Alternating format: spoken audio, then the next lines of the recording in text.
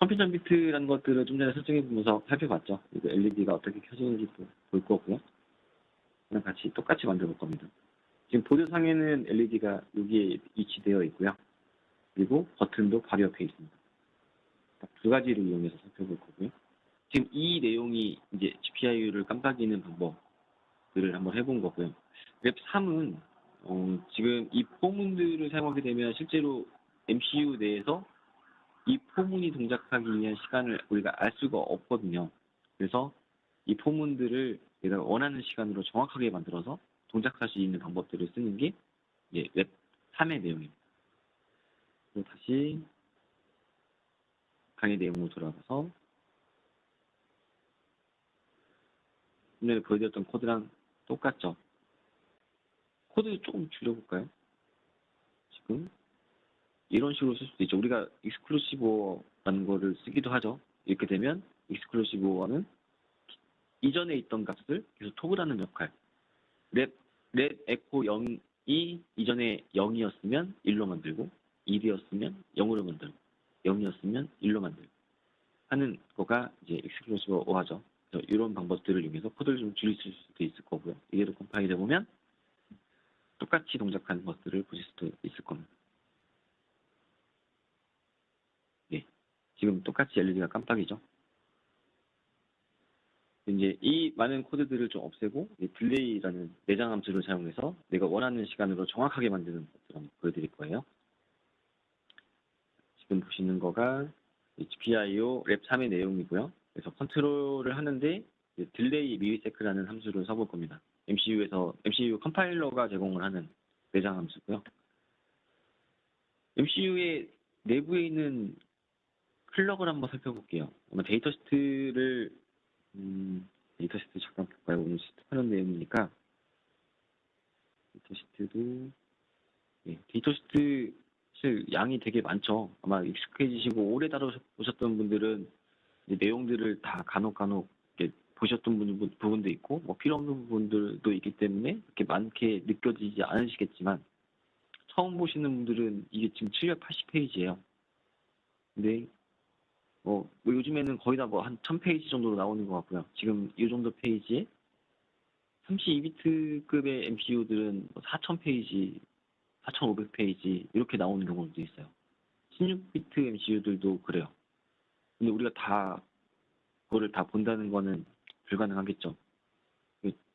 저도 시간이 흐르면서 계속 봐서 좀 익숙하기는 한데 이 내용을 다 볼 수는 없어요. 우리가 사전에서 필요한 단어만 찾아서 보듯이 우리가 필요한 부분을 찾아서 봐야 되거든요. 물론 몰라서 못 찾아서 못 쓰는 경우도 있어요. 저도 마찬가지고요. 그런 내용들은 전체적으로 어떤 기능들이 들어가 있는지를 이런 내용들을 통해서 보시고 그리고 이런 기능들을 어떻게 쓰는지는 내부에서 조금씩 더 내부의 것들을 살펴보면서 쓰시는 것들을 추천드리고요. 이거를 다 영어 사전 외우듯이 그렇게 보시게 되면 너무 지쳐서 못 하실 수도 있거든요. 그래서 하나씩 보시는 게 좋을 것 같습니다. MCU가 동작을 하려면 우리 뭐 휴대폰에 들어가 있는 CPU든 아니면 뭐 MPU든 아니면 MCU든 모든 게 다 클럭에 의해서 동작을 하죠. PC에 들어가 있는 CPU도 마찬가지고요. 그러면 이 오실레이터가 어떻게 생겼는지를 봐야죠.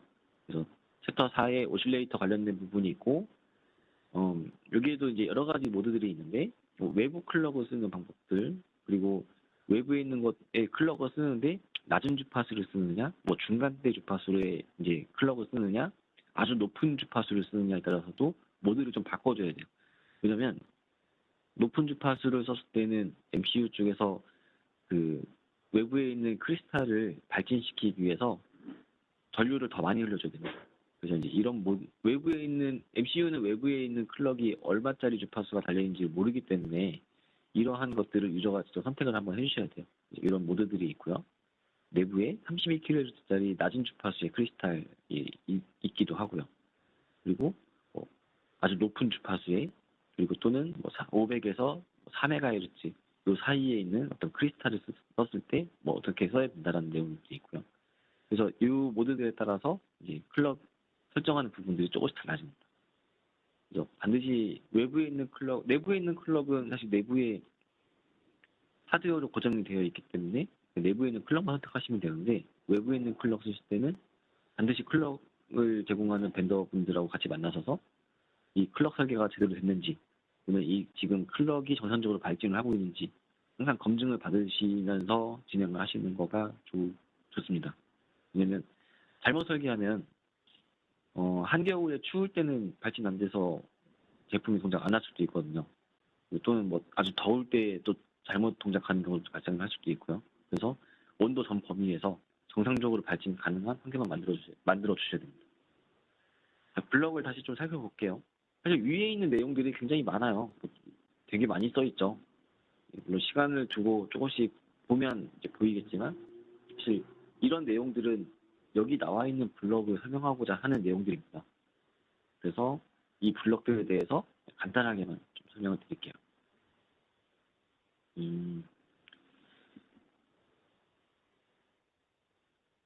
지금 클럭으로 보이는 부분이 이 먹스 형태죠. 이 형태로 되어 있고, COSC라고 하는 거 부분에 의해서 하나, 둘, 셋, 넷, 다섯, 여섯, 일곱, 8가지 중에 선택할 수가 있어요.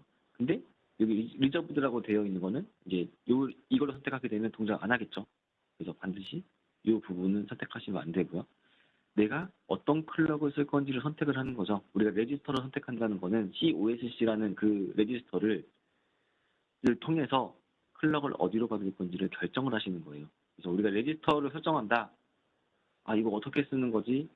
하는 부분들을 어려워하실 수도 있어요. 처음 하시는 분들 어려워하실 수도 있는데, 이 블럭을 보시면 쉽게 이해하실 수가 있죠. COSC는 여기 111로 선택했을 때 이렇게 들어오는 거고, 010으로 선택했을 때는 외부에 있는 클럭을 4배 PLL을 해서 집어넣는 거고, 100을 넣었을 때는 세컨더리, 그 두 번째 오실레이터를 통해서 클럭을 받을 거야. 또는 101로 선택하게 되면 내부의 31kHz 오실레이터를 선택하겠다라고 보시면 됩니다. 여러 가지 또 있죠. 마지막에는 그냥 110을 쓰게 되면 내부에 있는 1메가 또는 16메가, 32메가, 48메가, 63메가 이 클럭을 선택해서 받을 수도 있겠죠. 이런 방법들로 쓰실 수가 있습니다. 이 클럭들을 분주해서 내부에 미드레인지의 프리퀀시로 만들어서 쓸 수가 있고요. 그렇게 되면 사실 높은 주파수를 쓰면 좋지만 사실 좋은 경우도 있고 안 좋은 경우도 있죠. ADC 같은 경우에는 너무 높은 주파수를 쓰게 되면 동작 주파수 이상으로 넘어가게 돼서 ADC가 정상적으로 동작 안 하는 경우도 있어요. 그래서 반드시 그 페리페럴에서 쓸 수 있는 주파수로 만들어서 넣어주셔야 됩니다. 물론 여기에 있는 그 클럭은 최대 63메가까지 CPU에 넣어도 동작이 가능한 주파수들이에요. 그래서 지금 클럭 선택할 수가 있고요. 이 클럭들을 너무 높은 경우들도 있고 낮은 경우들도, 너무 높은 경우들도 있잖아요. 그러면 다시 디바이드를 할 수도 있습니다. CDIV라는 이 레지스터를 통해서 512분주를 할 건지, 256분주를 할 건지, 128분주를 할 건지 선택할 수가 있고요. 그리고 우리가 슬립 모드를 쓴다라는 얘기를 하잖아요. 슬립 모드 같은 경우는 이 블럭에서 이게 이네이블 되거나 이 값이 엔드 게이트에 0으로 입력되는 상황이 만들어지게 되면 이 시스템 클럭이 이 엔드 게이트를 통해서 안 넘어가겠죠. 그렇게 되면 시스템 클럭이 입력이 안 되니까 명령어가 더 이상 수행이 안 되고 멈추겠죠. 이런 블럭들은 엔드 게이트는 자주 표현하는 내용이기 때문에 한번 보시면 되고, 지금 페리페럴 클럭 같은 경우에는 페리페럴이 뭐죠? MCU의 내부에 있는 타이머, I2C, SPI, UART 이런 것들을 다 페리페럴이라고 부르죠. MCU 주변에 코어 옆에 있는 주변 장치 이런 것들을 SYSCMD라는 값이 엔드 게이트에 0으로 입력되는 상황. 사실 SYSCMD라는 거가 1 또는 이 엔드 게이트가 1로 들어오게 되면 이 버블을 통해서 다시 0으로 입력이 되겠죠. 이 중에 하나라도 이 0으로 설정이 되게 되면 페리페럴 클럭 쪽에 클럭이 안 넘어가겠죠. 이런 것들을 이용해서 클럭, 슬립이나 아이들 이런 것들을 쓸 수가 있습니다. 이 전체 내용에 대해서 한번 살펴본 거고요. 한번 이 내용들을 하나씩 뜯어서 보시면 전체 내용들을 파악하시는데 훨씬 더 유리할 것 같습니다.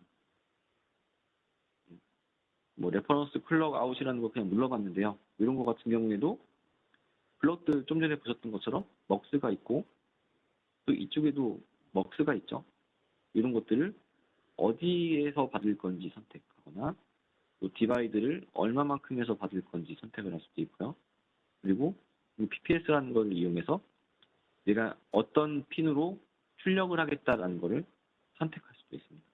그래서 이 블럭은 저도 이제 처음 다루는 페리페럴들은 이 내용들 먼저 보진 않아요. 사실 이 블럭들 먼저 보고 전체가 이렇게 그려져 있구나라는 거 한번 보고 전체에 대한 요약을 한번 살펴보고 그리고 뒤에 있는 내용들이 어떤 식으로 동작을 하고 그러고 나면 이제 클럭 소스 그리고 뭐 클럭 싱크로나이제이션 뭐 프로그래머 클럭 디바이더 이러한 그러니까 세부 내용들이 나옵니다. 셀렉터블 듀티 사이클 이런 내용들이 나오는데 이 하나하나 부분이 위에서 보셨던 이 블럭의 이 부분을 설명을 하는 거고요. 그 다음 부분은 이런 부분을 설명하는 거고 이 부분을 자세히 설명하는 부분이에요. 그래서 이 블럭 먼저 보시는 거가 저 같은 경우는 더 맞았고요. 다른 분들에게도 좀 추천을 드리는 편입니다. 트리스도 볼게요. IO 핀에 가면 있고요. 우리가 포트 에코를 우리가 볼 거니까요. 이 내용들도 굉장히 많죠. 쭉 내려가 보면 해당하는 핀에 대한 레지스터들이 쭉 나오고요. 굉장히 많죠. 그래서 지금 포트 에코라고 하는 부분에 레지스터를 잠깐 보면 여기에 트리스 에코 살펴보면 좀 전에 그 강의 자료에 있던 내용하고 똑같죠. 리셋이 이루어졌을 때 1, 1, 1, 1 초기 값은 1 그러면 인풋 모드로 초기화가 되는 거고요. 읽기도 가능하고 라이트도 가능하고 두 가지 모드로 쓸 수가 있습니다. 데이터 시트는 이런 식으로 하나씩 더 살펴보시면 좋을 것 같고요. 내가 만약에 쓰고 있는 레지스터다 그러면 한 번 더 살펴보시고 만약에 다른 포트를 쓰면 어떻게 쓸지에 대해서 생각해 보시면 이후에 시간들을 굉장히 줄이실 수가 있고 개발 사이클도 줄이실 수가 있고요. 그리고 오류 없는 디자인이 가능하실 거라고 생각합니다. 우리는 오늘 63메가를 쓸 거고요. 그리고 이제 여기서 받을 때에는 이 인터널 오실레이터를 받을 거기 때문에 110을 선택을 할 겁니다. 그리고 디바이드는 하지 않고 000으로 이렇게 클럭으로 받아서 타이머를 돌리거나 아니면 내부에 있는 클럭을 동작을 시킬 예정입니다. 지금은 63메가 이용해서 110을 선택하는 COSC를 잠깐 볼까요? COSC 뒤에 제가 뒤에다 좀 붙여놨던 것 같고요. 뒤에서 다시 보여드릴게요. 내부에 이제 우리가 언더바 딜레이 언더바 밀리세크라는 내장 함수를 쓰기 위해서는 여기 표현이 안 됐는데 언더바하고 크리스탈 언더바 프리퀀시 64 000 000 64메가죠. 이 숫자 그대로 내가 지금 쓰고 있는 클럭을 여기다 명시를 해주고요. 그래야지만 컴파일러가 이 MCU가 지금 얼마의 클럭을 쓰고 있구나.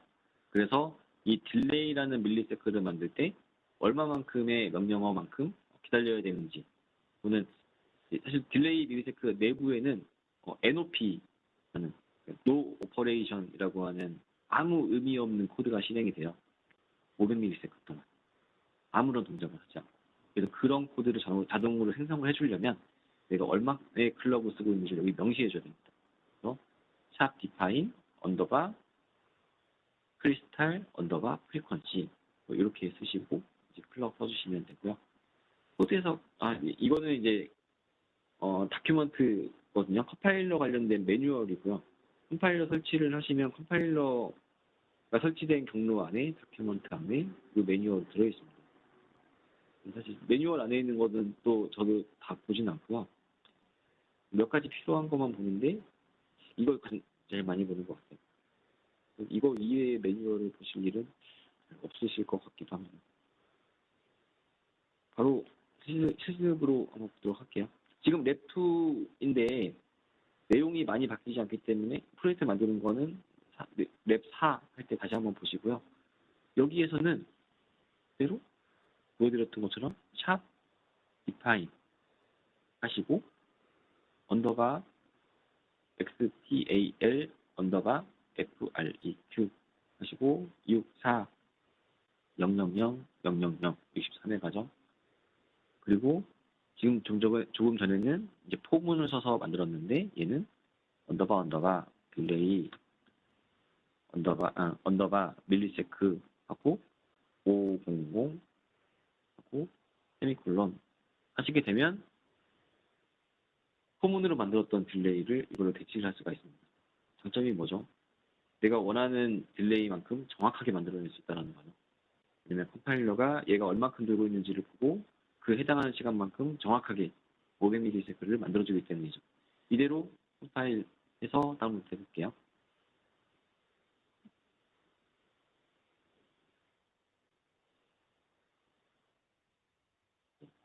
지금 깜빡이는 게 아마 보이실 것 같은데요. 이 화면 그대로 지금 500ms마다 켜지고 꺼지고 500ms 동안 켜져 있고 500ms 동안 꺼져 있고 다시 켜지고 꺼지고 반복을 하죠. 우리 이제 500ms를 만들 수 있는 딜레이를 만들었습니다. 근데 이거의 단점은 지금 이 딜레이 밀리세크에 해당하는 그 500ms 동안 아무것도 못하는 거죠. MCU는 굉장히 빠른 걸 써놓고 이 시간 동안에 아무것도 못하는 상황이 벌어집니다. 그래서 우리가 타이머라는 걸 쓰는 이유고요. 그리고 인터럽트라는 걸 쓰는 이유이기도 합니다. 지금 이 딜레이는 NOP로다가 5ms를 만들어 놓은 거기 때문에 만약에 다른 인터럽트가 발생을 한다. 이 코드 그대로 다른 인터럽트가 사용이 되고 있다고 하게 되면 그 딜레이가 실행되는 시간만큼 이 딜레이는 더 길어집니다. 그래서 이것도 이제 최종의 궁극적인 솔루션은 아닐 수도 있죠. 그래서 랩 4라는 걸 이용해서 그 다음 실습을 이용해서 타이머라는 거를 한번 그 이니셜라이즈 한번 해보고 그리고 그 타이머를 이용해서 이제 LDO를 어떻게 해보는 이런 것들도 한번 해보도록 하겠습니다. 지금 그냥 여기 이 코드 그대로 해서 한번 LED를 깜빡이는 거를 시간을 바꾸는 코드를 만들 건데 그 딜레이 시간을 버튼을 눌렀을 때랑 누르지 않았을 때랑 구분해서 동작하는 거를 한번 추가 한번 해볼게요. 지금 버튼이 연결되어 있는 부분이 R 에코 E였죠. R 에코 E라고 하는 부분을 이제 인풋으로 만들고 버튼 입력을 받아서 LED가 깜빡이는 거를 시간 한번 바꿔보도록 하겠습니다. 자, 지금은 트리스 1 GPIO 인풋 모드. 근데 사실 이 트리스 에코라고 하는 이 레지스터는 전원이 처음에 들어왔을 때 디폴트 값이 1이었기 때문에 1로 초기를 안 해줘도 인풋 모드 동작을 합니다. 이 부분은 사실 안 써도 지금 우리가 명시를 한 거랑 다르진 않겠죠. 근데 우리가 의도한 바대로 동작하게 하려면 저는 이렇게 습관적으로 쓰는 편이거든요. 그리고 또 하나 봐야 되는 거가 인풋 모드로 쓰게 되면 이 해당하는 핀이 MCU는 인풋 모드로 썼을 때 디폴트로 아날로그 인풋 모드 되어 있습니다. 그래서 그 아날로그 인풋 모드가 디지털 모드로 바뀔 수 있게끔 하나 더 세팅을 해줘야 되고요. 데이터 시트 보면서 말씀드릴게요. 여기 보시면 ANSEL 에코라고 하는 부분을 보실 수가 있고요. 이 해당하는 핀은 초기 값이 1이네요. 지금 우리는 버튼은 여기 있기 때문에 이 부분을 볼게요. 1이기 때문에 디지털 인풋 버퍼가 디세이블 되어 있어요.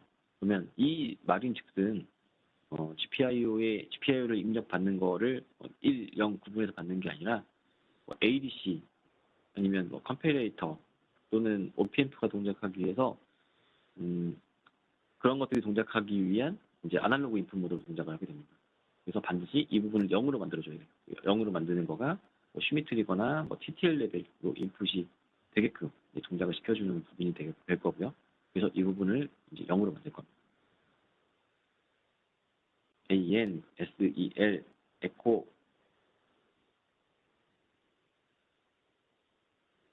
슈미트리거 또는 TTL 모드 이렇게 쓸 수가 있고요. 얘도 마찬가지로 트리스라는 거를 분자시켜 봤을 때 했던 ANSEL 에코하고 비츠 점 ANSEL 이렇게 하실 수도 있어요. 똑같습니다. 위에 거랑 아래 거랑. 지금은 위에 거로 그냥 쓸게요. 그리고 이제 버튼이 눌렀을 때랑 안 눌렀을 때랑 구분을 해야 되니까 if 포트 이 부분도 제가 바로 말씀드릴게요.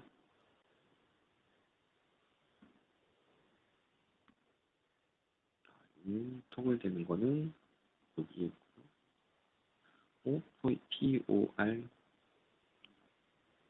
틀렸을까요?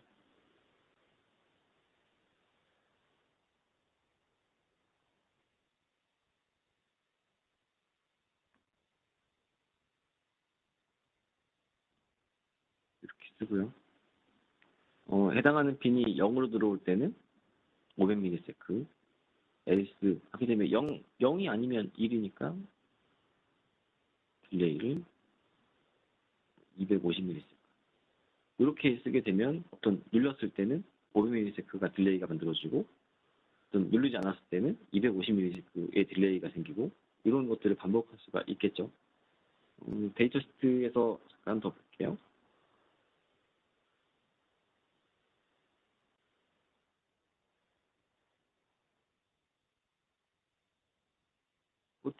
포트 에코라고 되어 있는지 보면 현재의 상태를 나타냅니다. 그래서 포트의 핀이 어떤 특정 전압 이상이면 1이고요. 특정 전압 이하면 0입니다. 이거는 이제 인풋 모드일 때고요. 물론 이 핀을 가지고 출력 모드로도 쓰는데요. 여기서는 설명해서 좀 빼도록 하겠습니다. 이전에는 렛 에코라고 하는 이런 렛으로 시작하는 레지스터가 없었어요. 그래서 포트라는 레지스터 가지고 인풋 모드로 쓸 때도 쓰고 출력 모드로 쓸 때도 쓰고 두 가지로 다 썼습니다. 근데 이제 이런 포트라는 그 레지스터를 사용해서 썼다가 읽었다 하게 되면 약간의 단점들이 있어요. 그래서 이제 그거를 보완하고자 렛이라는 레지스터가 생겼고요. 그래서 물론 포트를 가지고도 출력이 가능하지만 꼭 이제 기억하면 좋은 부분이 이제 포트라고 하는 부분은 이제 주로 출력 모드를 하이로 세팅하거나 로우로 세팅하거나 할 때, 포트는 읽을 때 밖에 있는 레벨을 읽을 때 쓴다고 생각하시면 되고요. 렛은 출력할 때만 주로 쓰시면 문제 없이 쓸 수가 있습니다. 이제 설명을 드리면 좋은데 이게 그림을 다 그려가면서 좀 설명을 드려야 내부를 보면서 설명을 드려야 되는 거라서 이 설명을 좀 빼도록 하겠습니다. 정말 궁금하시면 별도로 메일 주시거나 하시면 관련 자료를 보내드리거나 하도록 하겠습니다. 이 상태에서 컴파일을 하고요.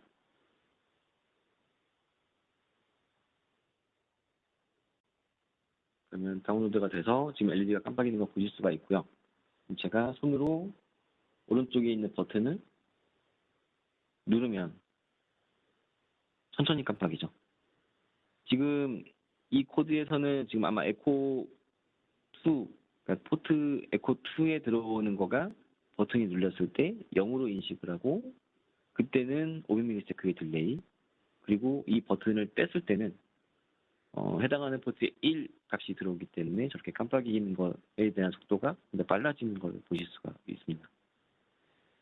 네, 지금 랩 3에 대한 내용을 여기서 다뤘고요.